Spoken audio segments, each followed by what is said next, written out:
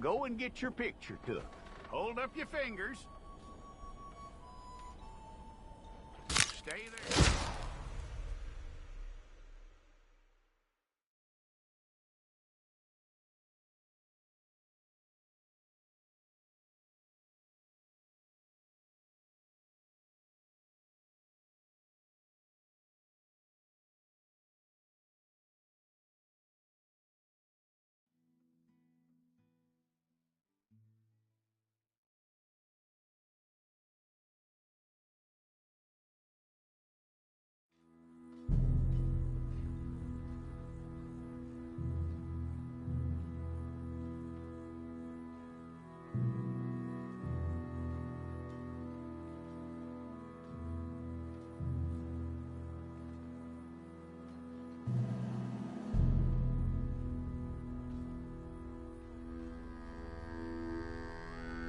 Jackson! Officer Jackson, move those prisoners!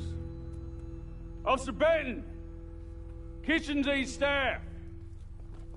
Officer Townsend, those rocks ain't gonna break themselves.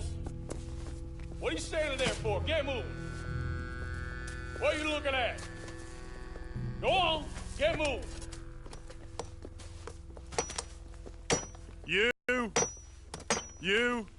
You with the hammer? And you'll do. We need to perform a work detail out in Valentine. Come on, get in. Open the gate. Come on, Milliken.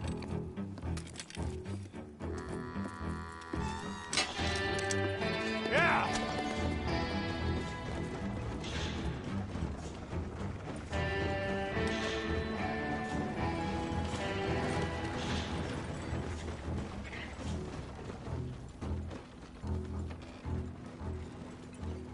I tell you what, old Jameson is a wretched, sour old bastard, and no mistake.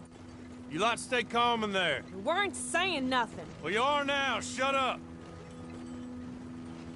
You know, my wife has acquired ideas significantly above her station. She's been reading too many goddamn books. Personally, I'm against education. Of women, I mean. And men, I guess. Unnecessary. Doesn't add much to the world. Education.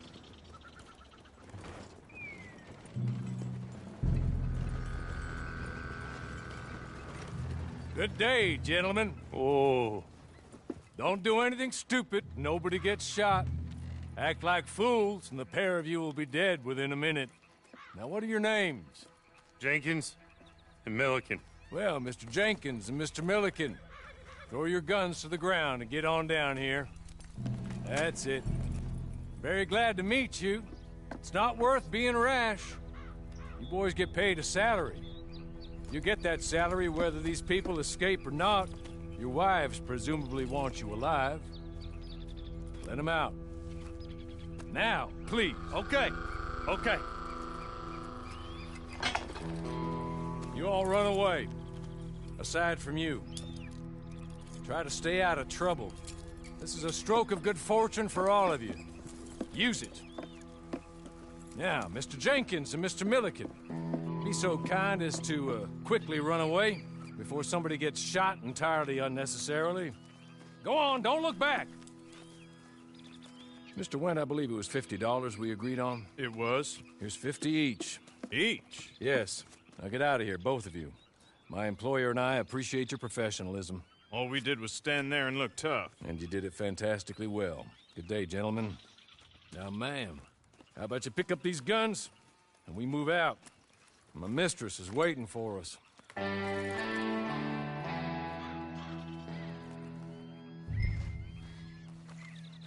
Come along. Then you better get on this horse.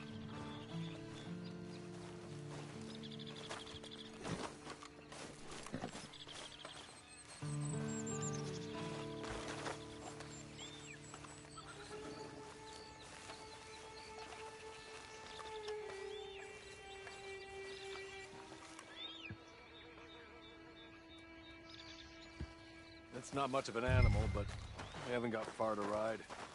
Yeah, I waited on them moving you some weeks. I can wait a while longer. Ready? Wonderful. I hope you'll forgive the session. My name is Mr. Horley, by the way. 6 months at Sisika Penitentiary, awaiting a hanging for a murder you did not commit. Must have felt a whole lot longer, my friend. You still seem strong, though. I mean, doesn't look like breaking all those rocks has left you entirely broken, in body or in spirit. I hope I am right about that. Rounding you folks up, and those sham trials, they were a disgrace. Made a mockery of the rule of law. Still can't quite believe they got away with it. There's others convicted when you were. Came out breathing fire. Maybe you're like that too. Guess we'll see. Or maybe you just want to put it all behind you, forget you were in there at all. That would be fine, of course, but you will listen to my mistress first. She spent a good sum getting you folks out. You owe her an audience, at least. You've been away for a while, so we'll help you get set up in the world. And if you want to accept our offer, you can. That's more than reasonable. And freedom out on the range can wait a few moments longer, can't it? Good.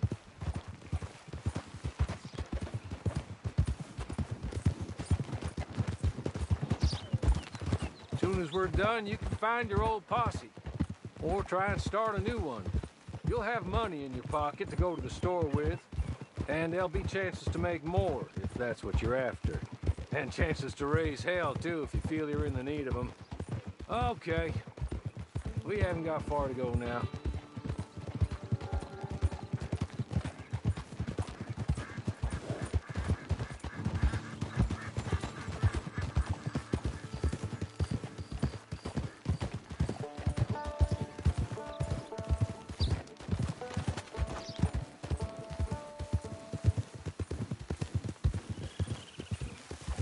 Just up here. There's the camp. Hitch your horse.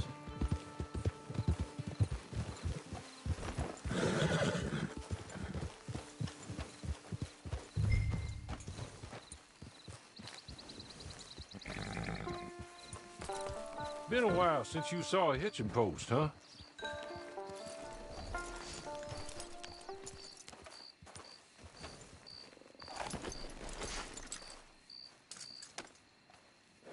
This way. She's anxious to meet you.